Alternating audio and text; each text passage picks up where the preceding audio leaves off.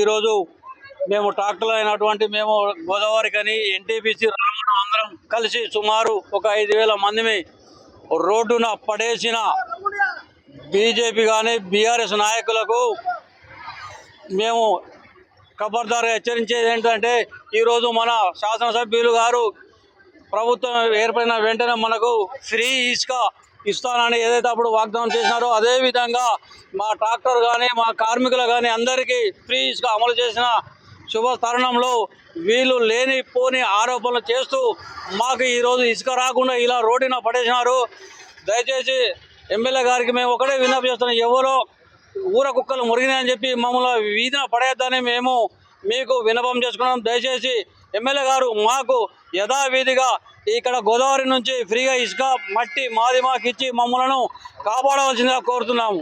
కొంతమంది రాజకీయ నాయకులు వారి పబ్బం కట్టుకోవడానికి ఇక్కడ ఉన్న ట్రాక్టర్ యజమాని మీద పడి ఇసుక దందా నడుస్తుంది, మట్టి దందా నడుస్తుంది, లక్షల రూపాయలు ఎమ్మెల్యే గారికి ఇస్తున్నారని చెప్పి ఎమ్మెల్యే గారి పేరుని బదనాం చేస్తూ ఇక్కడ పబ్బం కట్టుకునే ప్రయత్నం చేస్తున్నారు కొంతమంది రాజకీయ నాయకులు. ఇక్కడ ఈ ఇసుకకు ఎమ్మెల్యే గారికి ఎలాంటి సంబంధం లేదని తెలియజేస్తూ ఇక్కడ 5,000 మంది ట్రాక్టర్ మీద బతున్న కార్మికులు అందరం ఈరోజు ర్యాలీ తీయడం జరుగుతుంది. ఎమ్మెల్యే గారు ఈ పిచ్చి కుక్క మాటలు విని మా పొట్ట కొట్టవద్దని మేము ఎమ్మెల్యే గారికి దండం పెట్టి చెప్తున్నాము.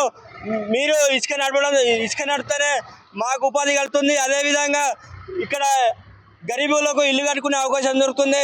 కాబట్టి మీరు ఎమ్మెల్యే అయిన తర్వాత ఏ విధంగా అయితే ఉచిత ఇసుక పాలసీ నడిపించారో అదేవిధంగా మళ్ళీ నడపాలని తమరికి వినియోగించుకుంటున్నాను. ఎమ్మెల్యే గారు ఎవరో ఏదో అన్నారని చెప్పి మా మీద కోపం చూపొద్దని తమరిని మనస్ఫూర్తిగా కోరుకుంటూ ధన్యవాదాలు. చరిత్ర సృష్టించినోడు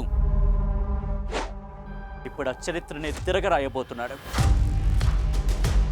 అబద్ధాల గోడల్ని బద్దలు కొట్టి నిజాలను రాగా మీ ముందుంచబోతున్నాడు. నిజమైన వార్తల కోసం వెంటనే డౌన్లోడ్ చేసుకోండి రా యాప్ని.